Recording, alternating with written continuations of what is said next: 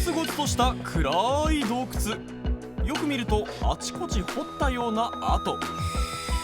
実はこれらは銀を掘り出した跡なんです。島根県大田市大森町、ここに世界遺産石見銀山があります。石見とはこの地方の旧国名。およそ500年前から100年前にかけて盛んに銀が掘り出され、町は発展。その銀は世界へと流通していました。世界遺産石見銀山への旅パート2。世界遺産石見銀山のある島根県へは、大阪や福岡から岡山を経由する JR を利用。島根県の人気スポット出雲大社からちょっと足を伸ばせば石見銀山があります。こんにちは、浅尾夏子です。世界遺産石見銀山を巡る旅パート2はですね、こちら石見銀山世界遺産センターからスタートします。石見銀山の魅力丸ごとギュギュッとご紹介します。石見銀山世界遺産センターは、石見銀山の入り口として概要を説明する機能を担っています。お世話になります。はい、こちらこそようこそ。はい、浅尾夏子です。はい、向田と申します。よろしくお願いいたします。お願いします。早速立体模型を使って石見銀山の概要を向田さんにお聞きしました。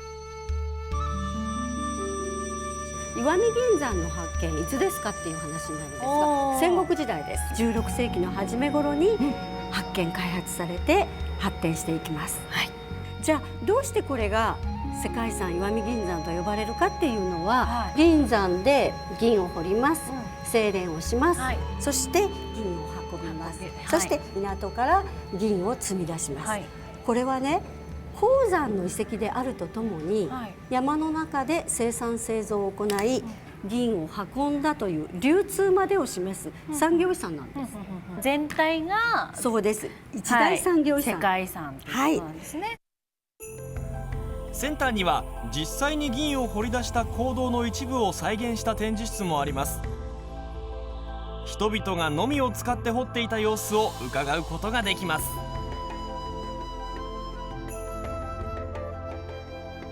これはね、山の中に作られた町です。へえ、あ、こんな感じなんだ。16世紀の時代から17世紀にかけての町並みになるんですね。はい、住むところと仕事をするところが一緒に、できたということなんですね。はい、だいたい2万から4万人の人が銀山で暮らしていたっていうふうに言われています。石見銀山について勉強したところで、銀山で栄えた大森の町を歩いてみましょう。大森の町中にある熊谷家住宅は、かつて石見銀山で栄えた有力な商人の家で、国指定重要文化財です。熊谷家が実際に使っていた道具類や衣服をはじめ、暮らしを伝える品々を展示しています。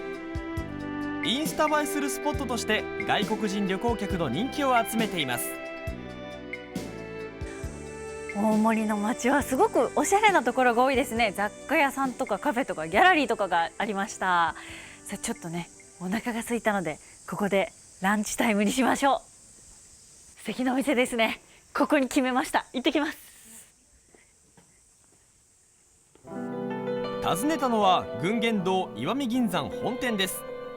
築およそ150年の古民家を改修したお店で、衣食住に関するこだわり商品を販売しています。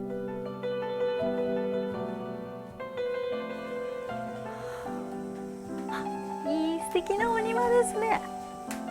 ちょっとここカフェですね。ちょっと入っていきます。行きます。おしゃれ。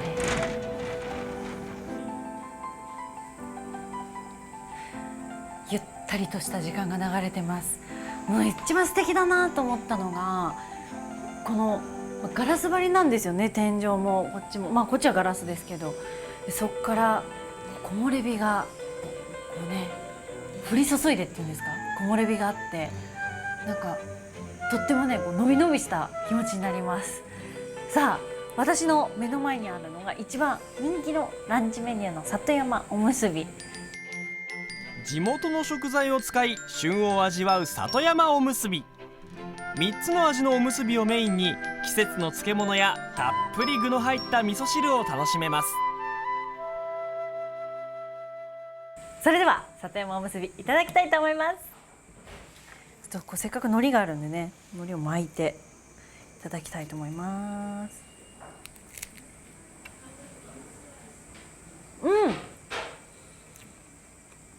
バターの香ばしさとトウモロコシの甘みがとってもいい感じです。美味しい。優雅ですね。本当に優雅ですね。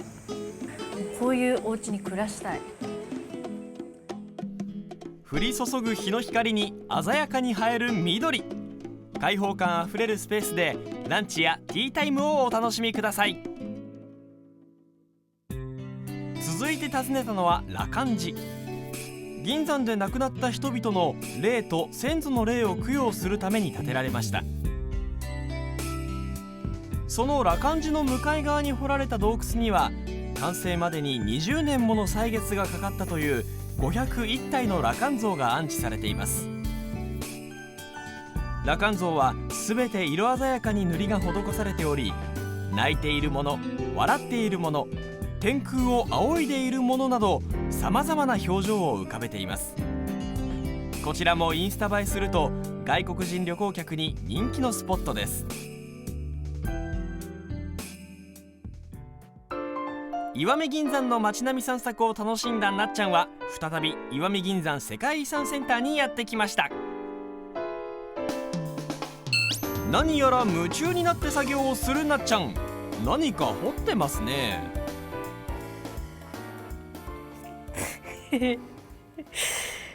彫刻刀久々に触りましたけど難しいな。なっちゃんがトライしているのはキーホルダー作り。木型に自分の名前を彫っていきます。木型が完成したところで溶けた金属を型に流し込みます。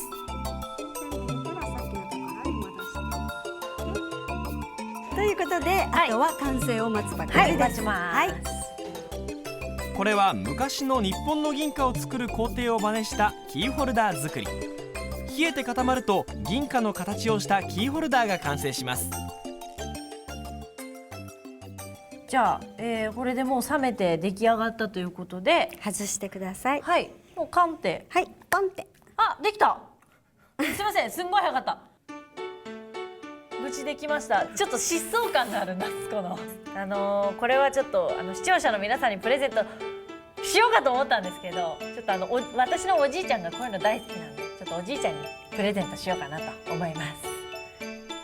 昔の銀貨をモデルにしたオリジナルキーホルダー作り。見る観光だけでなく思い出の品を作るのはいかがでしょうか。あ、こんにちは。はい、こんにちは。はじめまして、朝はじめ夏です。まして。はい、石見銀山ガイドの会の足立です。よろしくお願いいたしまよろしくお願いしす。石見銀山世界遺産センターでは石見銀山で最大級の坑道跡大久保マブを見学するツアーも開催しています。まずは車で5分ほど移動。ここからどこに行くんでしょうか。ここから石見銀山行きます。はい。はい、今ね、目の前に見えてる山全部が石見銀山なんですよ。あ、全部ですか。そう、あれ全部。はい。で、山の中に全部で1000近い穴が開いてるんだけど、そのうち入れる穴は2つしかなくて。あ、そうなんですね。はい。そのうち1つのね、もう最大級と言われてるね、大きい大久保マブというところに今からご案内します。頑張って。はい、行ってきます。麓の駐車場から25分山歩きをして大久保マブを目指します。この日の最高気温は31度。こんにちは。はい、おかえりなさい。これはね、一般のツアーのお客さんが週末限定のツアーがあるんですよ。お疲れ様です。映してもいいですか。どうでしたか。中はすごい涼しいです。涼しくて。江戸時代の人すごいなとか、昔の人はすごいなとか思いました。銀を採掘出っていうかしてた時の様子がよく分かりましたね。なんか登るのが楽しみになってきました。ありがとうございます。行ってきます。はい、ありがとうございます。お疲れ様です。ありがとうございます。険しい山道、昔の人々の苦労を忍びながら山を登ります。もう着きましたか。はい。だいぶね上まで来たらねそう涼しい空気が流れてきて、そう涼しいでしょ。明らかに何か変わったって感じだったんですけど、はいここか。うわ、こう降りていただ涼しいくと涼しい。はい。全然違うこう入っ別世界。うわ寒い。これが銀を掘り出した坑道の後、大久保マブの入り口。坑内の気温は夏場でも12度です。じゃん、装備完了でございます。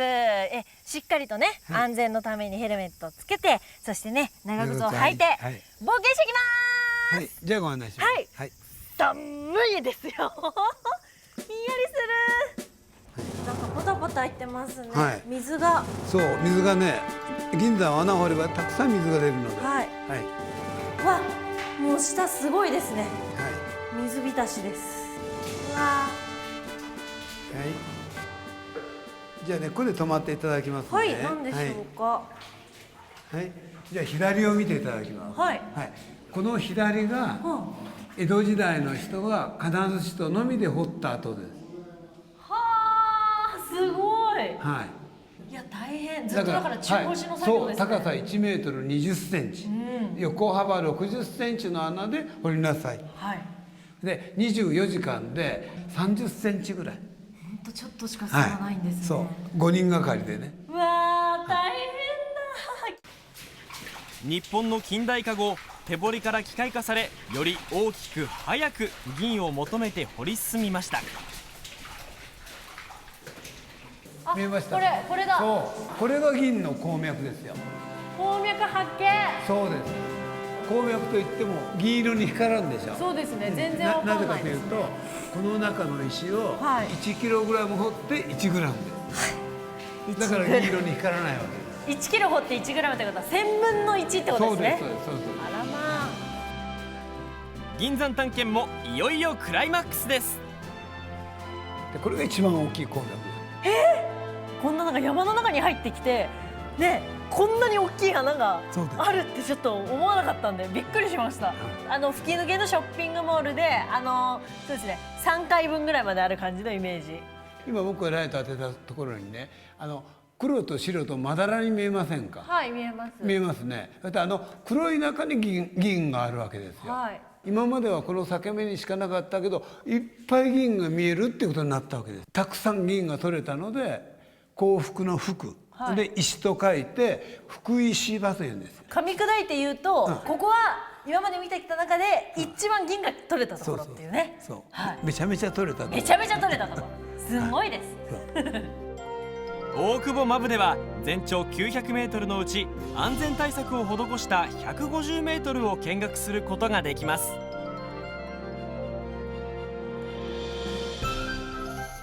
世界遺産石見銀山の旅、世界遺産と聞くと、遺産っていうとね、どうしても過去のものって思いがちなんですけど、実際街をね、探検したりとか、ここのね石見銀山のことをお勉強したりして、なんかこう生きた石見銀山っていうのを本当にこう、文字通り肌で感じることができたので、なんだかとても貴重な体験でした。緑も多くて本当に癒されるので、私も今度プライベートでゆっくり回りたいなと思います。